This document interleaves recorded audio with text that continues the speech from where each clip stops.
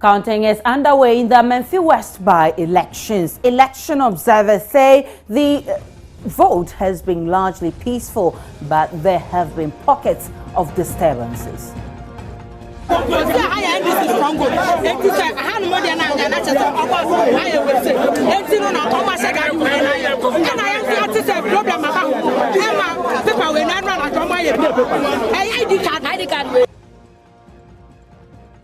So who wins the Amenfi West parliamentary seat, the NDC or the MPP? How peaceful generally has the elections been? This is today's big story with me, Aisha Ibrahim.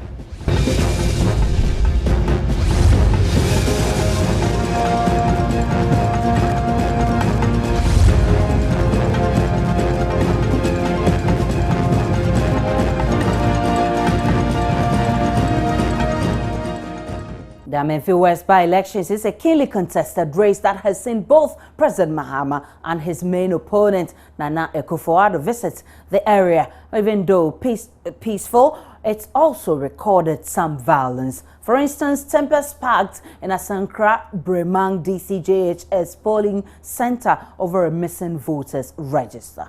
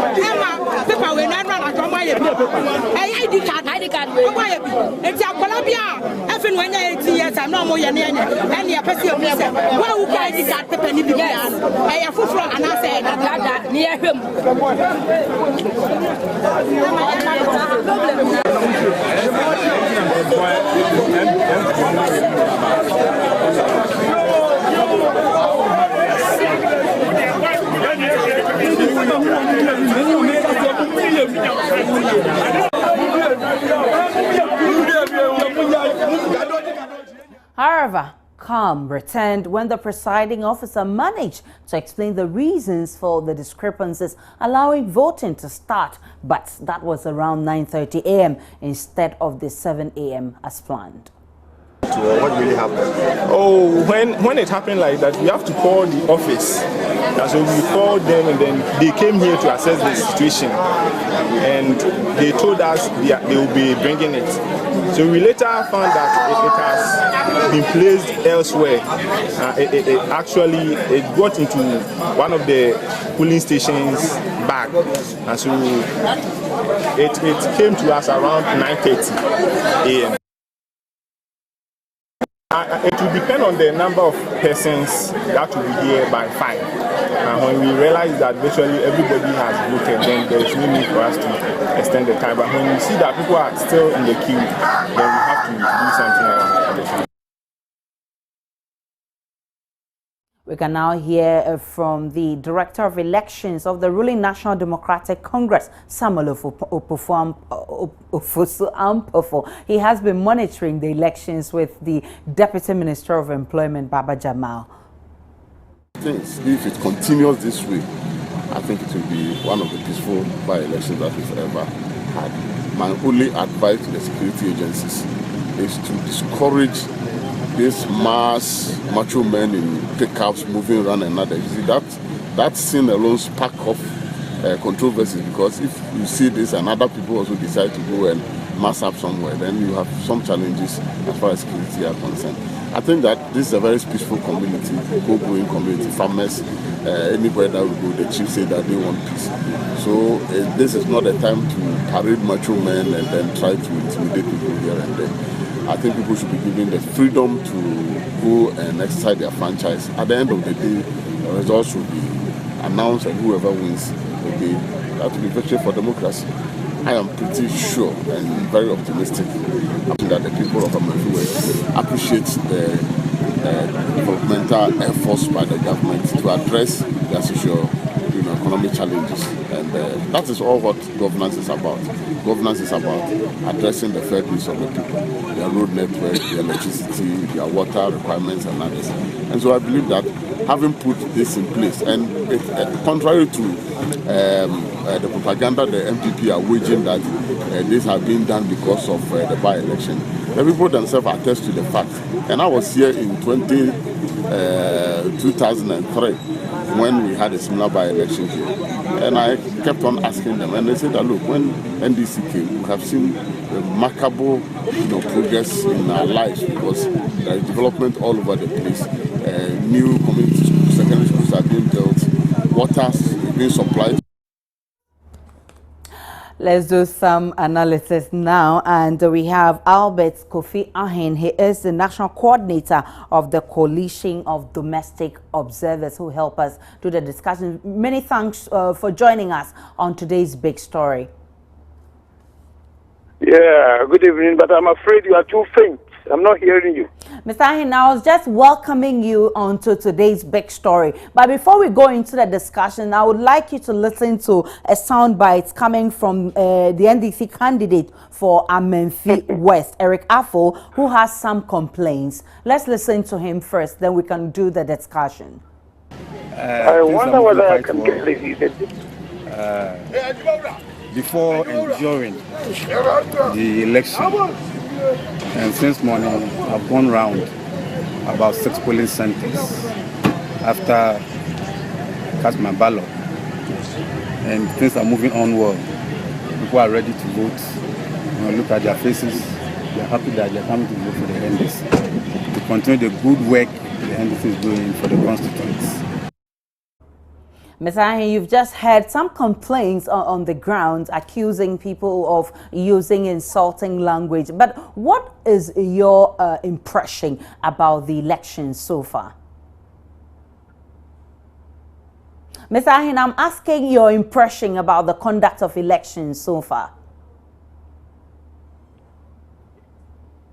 Hello, Mr. Ahen. I'm not hearing a word. That's why I'm quiet. I can't hear anything. Okay, Mr. Ahen, let's try and adjust your line. Can you hear me now? I'm asking about your impression about the conduct of elections today. We're having a bit of a difficulty with Mr. Ahen. We'll try and call him again. On the other phone line is Benjamin Peters, our correspondent. Good evening, Benjamin. What is the latest from Amenfi West? Benjamin Peters, good evening. Good evening, Aisha. What's the latest from Amenfi West? Yeah, Aisha, counting is underway in almost all the centers. Currently, I find myself at the Bremen area where counting is underway, like I told you earlier on. And so far, DC Primary School, the PPP had 4. The USP had 1, NPP had 108, and NDC had 36. Again, Tobacco Preparatory, NPP had 236, NDC 149, CPP 5, USP 0. Then Oil Mill, PPP had 1, USP 2, NDC 50, and NPP 103. Then to DC JHS, where the misunderstanding occurred this morning. The PPP had 6, USP 5, NDC 193, and MPP 348. There were 8 rejected and 3 void ballots. Hello, Aisha. Yes. Is there some peace now? Because earlier on, you reported of some pockets of violence. Is the place calm now as counting goes on? Can you come again, please? I can hardly hear you. Earlier on, you reported of some violence in some polling stations. But from where you are, can you say that everything is calm now as counting continues? Yeah, everything is calm now. That's the area that I gave you the figures. That is DCJHS. That is where the unfortunate misunderstanding ensued this morning. And like I said earlier on, the PPP had 6, USP had 5, NDC 193, NPP 348. There were 8 rejected ballots and 3 false. So that is the same area or the same polling center where the incident happened this morning. Very well, Benjamin Peter. Thanks so much for the update. We'll be coming to you again on Joy News Prime for more on the election. On the phone line is Mr. Ahen, who is with Codeo. Good evening and welcome back on today's big story. Ms. Ahen, you are on today's big story, and I'm asking you, what is your impression about the conduct of today's election? Okay, what is happening is that the election has come to a close, and I would say that as regards the application of the rules of the game, like interpreting the regulations, whatever, the commission has done well. When it comes to security, it's been very okay. We haven't had any incidents. As regards the performance of the electoral staff, it's been excellent. What I'm not impressed about is the turnout. I don't know, but I would say it has not been impressive. You visit some stations, if there are about 900 voters, you realize that you get about 350 or maybe maximum 400 voting. Right. I don't know how we can interpret this, but it's like a widespread thing. Each time you visited the polling station, you find that if there are 600, about a third or maybe a quarter would have voted, and that is not good enough. Oh. But generally, I would say that comportment by way of stakeholders has been okay.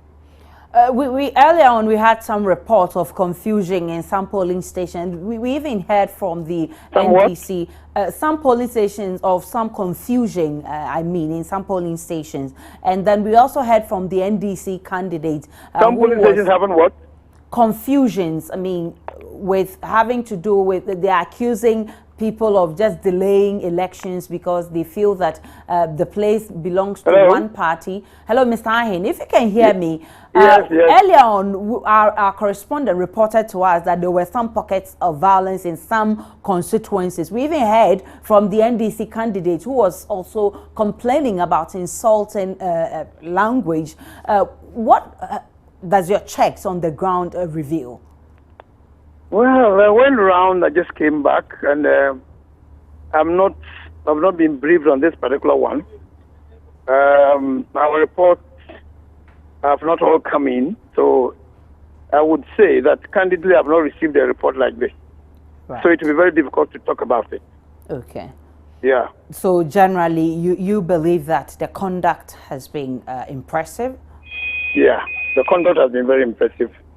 Well, we never had any attacks like we experienced in the other by-election. This has been very peaceful.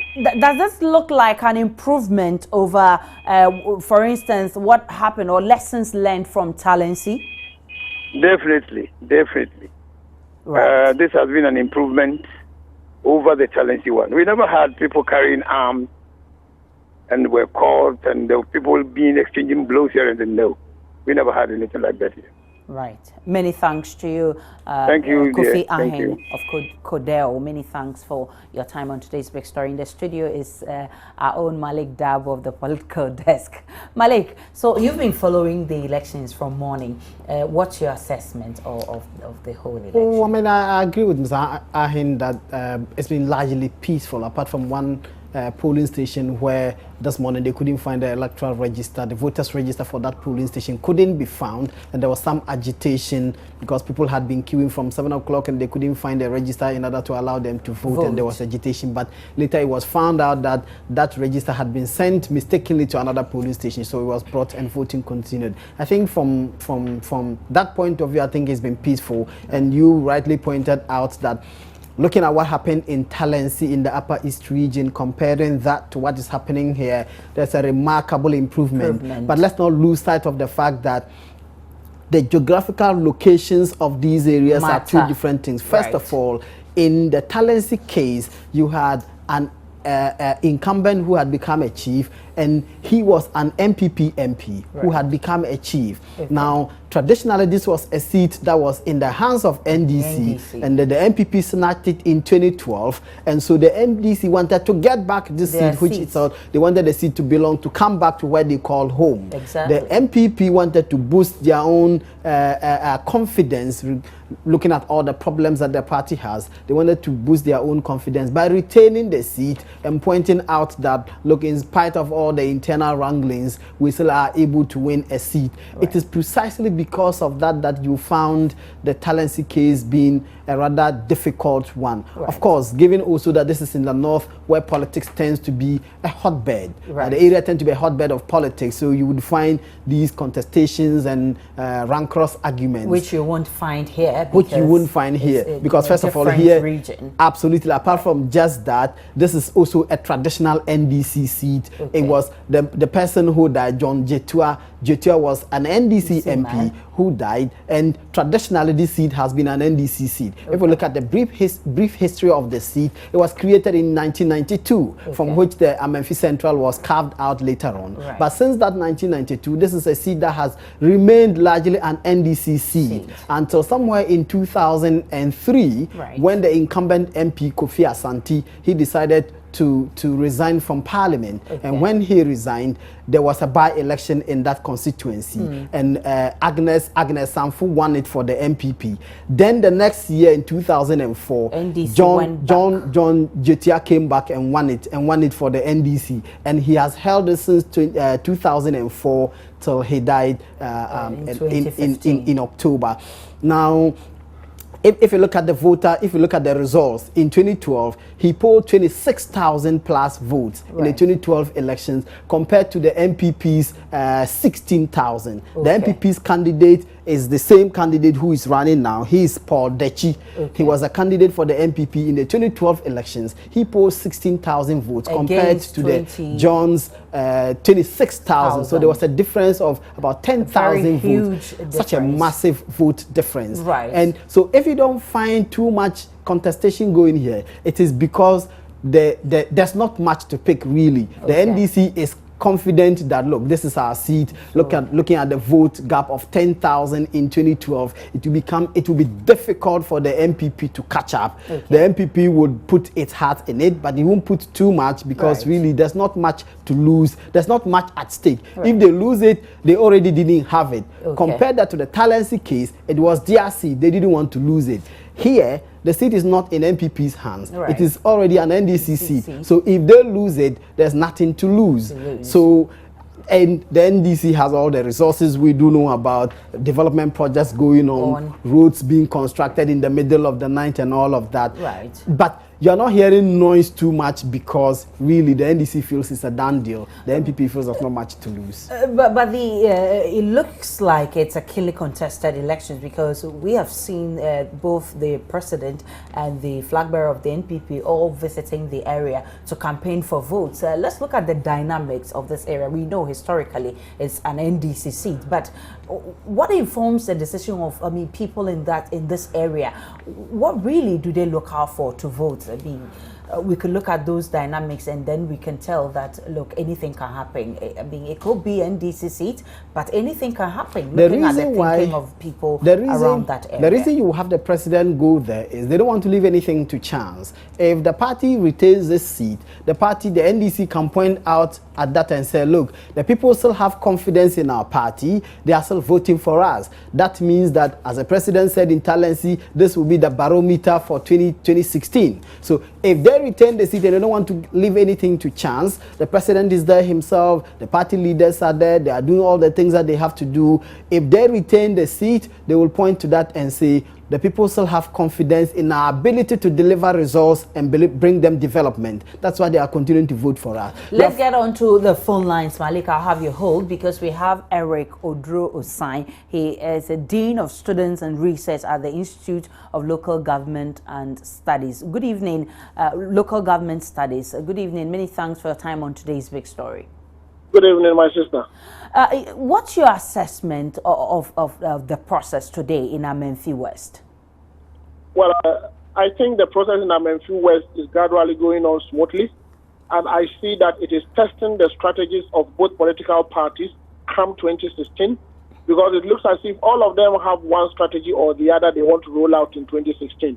So they want to use the Amenfi West by-election as a point to test their strategies. But it is coming out interesting because almost all the big wigs in the two political parties have taken a keen interest in that particular constituency. I think partially because for the ruling party, NDC, it measures whether or not the people within that particular constituency still have confidence in them. For the NPP, they want to see how best they can win the people to their side come 2016. So it is an interesting development, but I'm very positive that all will end well. Would you say that there is some lessons learned? For instance, if we want to put the Talensi by-elections as a measure, you feel that we've learned some lessons from Talensi, which is helping us improve on these elections? Definitely, yes. The lessons we've learned included making sure that the ballot papers get to the various electoral areas or the various constituencies very early, making sure that we beef up security. Security should not be beefed up only on the day of elections, but we should beef up security 3 days ahead of the elections, on the day of the elections, and even 3 days after the election, so that we'll be able to mop up the processes well. Again, we have also learned that the two political parties should be very careful in their campaign processes. Because when you look at what happened way down to the elections today at Amenfi West, it never looked too good for both political parties for their campaign. So the lessons we are learning is that come 2016, we should be able as a nation to manage the campaign processes of the various political parties in Ghana so that it doesn't create unnecessary tension and chaos in this country. Are we not comparing tomatoes and apples, looking at Talensi where, both Talensi and Amenfi West are in different zones, and that could be the reason why we're having peaceful elections today? If it was to be a similar zone like Talensi, maybe it would have been similar like Talensi. Not at all. Talensi and Amenfi West are all in the Republic of Ghana. Elections are elections. There is nothing like election in Western region or election in the Northern region. Right. Elections are elections. Right. So it requires same preparation. So we have to give prominence to any kind of elections in this country. You may not know the type of election that can escalate one conflict or the other in this country. So each and every security agency, including the EC, including us, including the media, including the political parties, should be able to manage the process in such a way that everything would end smoothly. We have to be very careful as a nation. The political parties have to be very careful. Yes, they have to win their elections, but we need Ghana to be very peaceful. Well, many thanks to Eric Odro-Sign of the Institute of Local Government Studies. We're really grateful for your time. Malik, so you were talking about the dynamics in the area and what really the people look out for that will inform their votes. Well, it's basically development. But when we spoke to some of them, they said, well, they have seen a lot of development projects having been undertaken after the seat became vacant after the death of John Jitua. Some of them say they will not be influenced by those projects because, as far as they are concerned, if the government wanted to bring them development, the development should have come. It didn't have to take their MP to die for this to happen. But of course, some people are going to be persuaded by this late actions by government bringing them development, paving routes, and they may vote however the votes go. Somebody will have to make some capital out of it. Right. If the NDC retains it by a bigger margin than it did in 2012, right, it will be smiling. Okay. If the MPP improves upon their performance, if they did 16,000, if they do more in this primary, in this by-election, they will point to that and say, look, we have done better than we did. Okay. In fact, we have cut down the votes of the NDC. If the NDC cuts the votes of the MPP, it will still use it for purposes of trying to persuade people and to encourage themselves that, look, all is going well. We are doing well. This is the results. We've had some provisional results coming in. I don't know if you've been following who is in the lead. Well, NDC MPP is in the lead for the 2 or 3 polling stations that we have had, but that is simply way too early to tell. How many absolutely, and at this point we do not have the results of the last election in these polling stations. It may well be the case that it is MPP strongholds. It is the reason why it is doing well in these areas, but we don't know yet. Right. Unless we have the results that we can compare polling station to polling station. If we had the results of the previous elections in those specific polling stations, we could compare and say, look, in the 2012 elections, NDC was doing better in these polling stations, and to that extent, this result is good for the MPP. Right. To the extent that we don't have that result, it was way too early to make any conclusive statements and say one party is doing better than the other. Many thanks to you, Malik Dabo. He is with the political desk. He is also editor of My Joy Online. We've been talking about Amenfi West by-elections, and the issue has been that it's been generally peaceful, even though some pockets of violence were recorded earlier. Counting is underway, and from some few polling stations, provisional results coming from there, we told the NPP is in the lead. We'll wait patiently. Maybe in our next bulletin, which is Joy News Prime, we'll be able to get some figures or a winner of the Amenfi West by-elections. My name is Aisha Bryan. Thanks so much for watching.